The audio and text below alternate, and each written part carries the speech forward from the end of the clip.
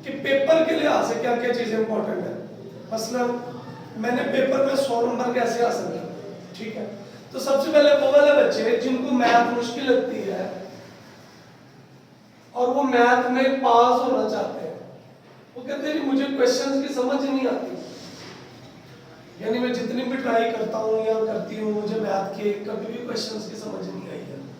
तो हम एक तरीका देखते हैं, भला क्या 10th के पेपर्स में अगर हम कोई सवाल ना भी आता हो मैथ का तो क्या हम बोर्ड में पास हो सकते हैं।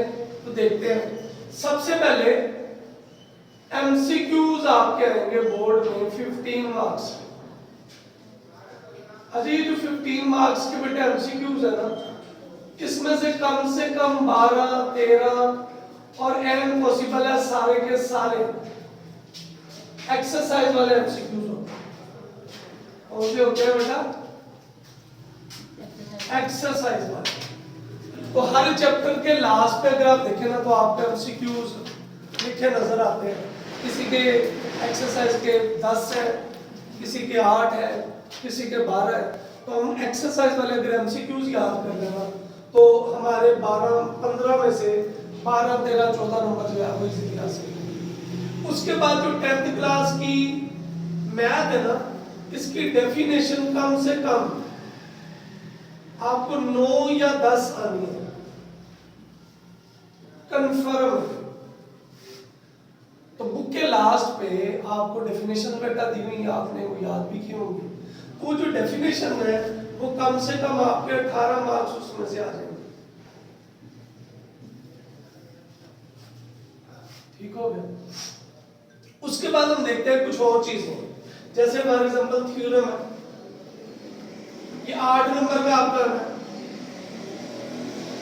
और ये हमने 9th चैप्टर के पढ़े हुए हैं थ्योरम या आपने 12th चैप्टर के, इनमें से किसी एक चैप्टर के अगर आप थ्योरम याद करते हैं, 9th के टोटल 5 है, उनमें से भी पहला अगर आप छोड़ दें तो आखिरी 4 कर लें, या पहला भी आसान है। 5 थ्योरम याद करने हैं, एक आनी आनी, तो 8 नंबर आपकी ये भी आ गई। उसके बाद थोड़ा सा और आगे चले तो डिमॉर्गन लॉ वाला एक सवाल कर लें अगर आप, ये लॉन्ग आ नहीं आता, ओके। और छठे चैप्टर में से वो वेरिएंस और स्टैंडर्ड डेविएशन वाले सवाल, ये भी एक लॉन्ग आ नहीं आता, कंफर्म है। तो 8 नंबर के ये 8 और 8 कितने होते हैं? 16 और 18 कितने? 34 और 15 कितने? 49 मार्क्स आप क्वेश्चन